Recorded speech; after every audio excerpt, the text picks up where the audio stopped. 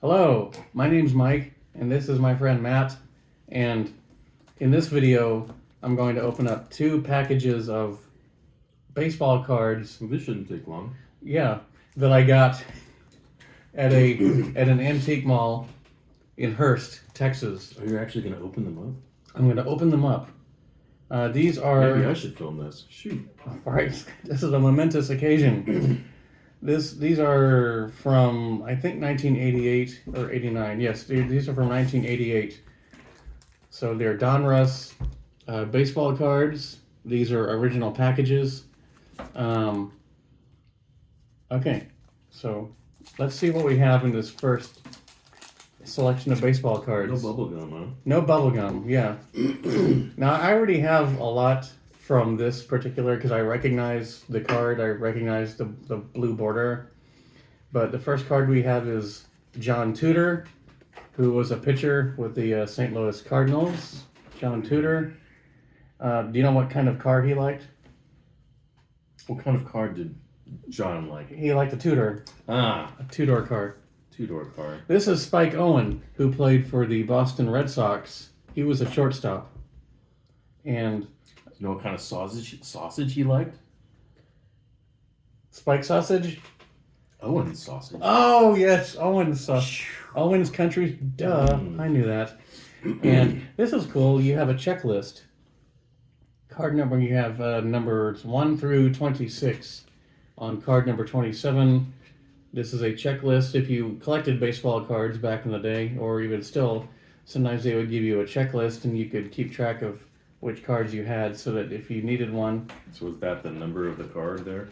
This is the number of the card. The Spike Owen card is number 544. And of course, as many baseball cards would do, they would have the teams that the player played for previous to his current team. Next is Alejandro Pena, who played for the Dodgers. Next is World Series winning pitcher Brett Saberhagen, who played for the 1985 World Series champion Kansas City Royals. Later, he went to the Mets, I think, after he played for Kansas City. You guys mind if I eat pizza? If you don't, or if you do, let me know in the comments below.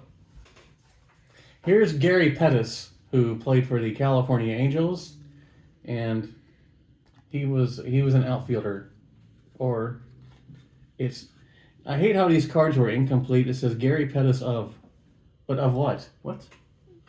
Look at that, Gary Pettis of. Huh. What is he of what? The next card is Dave Magadan, who played for the Mets. I remember all these players because I was watching a lot of baseball back in 1988. Mostly following the Texas Rangers because that's where I am from. Are you not watching it now?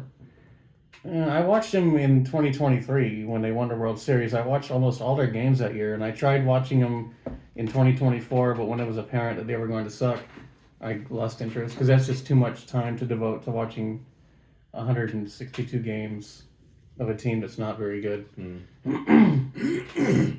Next, we have Gerald Perry, who played for the Atlanta Braves. You might remember the Braves being one of the teams that you could watch all the games of if you had cable.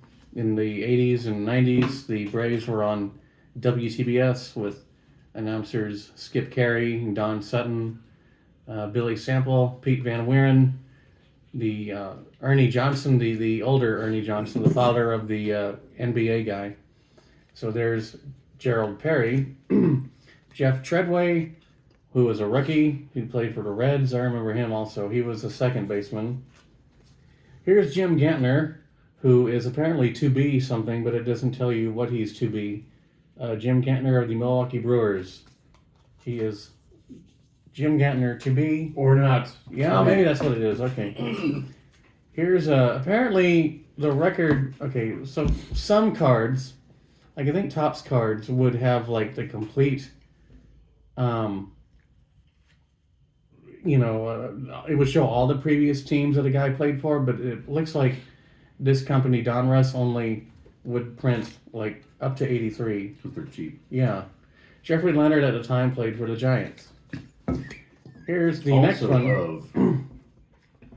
of The Giant. Jeffrey Oh, he's Leonard also of. Okay. Here's Greg Gagne from the Minnesota Twins, the 1987 World Series champs, the Minnesota Twins, 1987. Rocky Childress, who was a pitcher with the Houston Astros. I watched quite a few Astros games back in the day also because the Astros were on our local cable sports channel called HSE, Home Sports Entertainment, which would show the Rangers and the Astros and the Mavericks. And here's Jay Buhner, who at the time played for the New York Yankees. He would later go on to play with Seattle.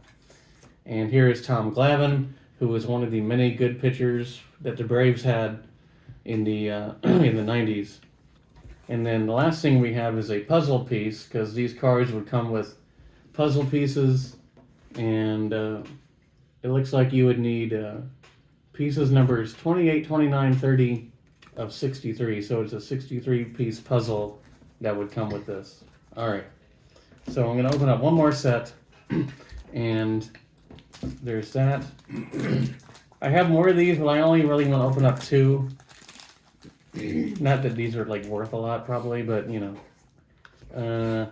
The first card is another rookie of the Pittsburgh Pirates, Vicente Palacios. He was a rookie at the time. The next player we have is Brad Kaminsk, who was an UVDA with the Milwaukee Brewers, outfield designated hitter with the Milwaukee Brewers.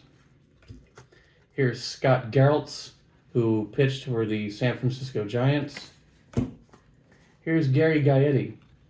Gaetti played also on the 1987 Minnesota Twins championship team. Here is Ken Caminiti, who later played with the Rangers, but he played for the Astros at the time. He was in his second season. Here's Ron Kittle, who was a designated hitter with the New York Yankees. So far, no Rangers. Here's a duplicate. Tom Glavine of the Braves. Here is famous catcher Terry Steinbach from the Oakland A's, who are now in Sacramento temporarily, I believe, as of this recording. Here is Randy Bush. Don't you love a Randy Bush? Okay, so he played for the Minnesota Twins at the time. He was an UVDA outfielder, designated hitter. Don Carmen was a pitcher with the Philadelphia Phillies at the time. I remember all these guys. Here is designated hitter of the Boston Red Sox, Sam Horn.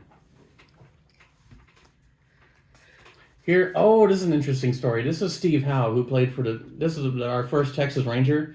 Steve Howe, I think he started his career with the Dodgers, like in '81, and he had a bad drug problem, and he would go in and out of baseball.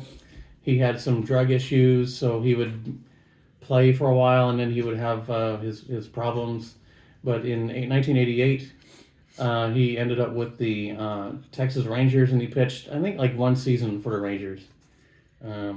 See, look, here are his stats starting in '83. In 1984, he did not play.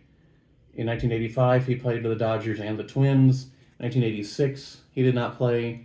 And in '87, it was in '87 he was with the Rangers. And then this is an '88 set, so he must have played, or was supposed to play in '88 with the Rangers. Here's a guy who was around for a long time, Doyle Alexander. I remember him playing for the Rangers, but when this card came out, he was pitching for the Detroit Tigers. He had played with the Yankees, the Blue Jays, and the Braves also previously. And then here's Ed Whitson, who played for the San Diego Padres. This is our first Padre, I believe. He was a pitcher, Ed Whitson. And then this is a series of cards. These cards, I believe, they were called Diamond Kings. These were basically featured all-stars, I think. And Will Clark of the Giants was an all-star at the time. Will Clark also famously ended up playing with the Texas Rangers back in the early 90s, I believe. Maybe it was 89, 90, 91, somewhere around there. But I remember Will Clark playing for the Rangers. And then lastly, we have this this puzzle piece. This is going to create a picture of Stan Musial, as it indicates there. All right, so those are the two packs of baseball cards that I've opened. If you enjoyed this, or if you watched it, put a like down there and leave your comments. Do you like baseball, Matt? Yes.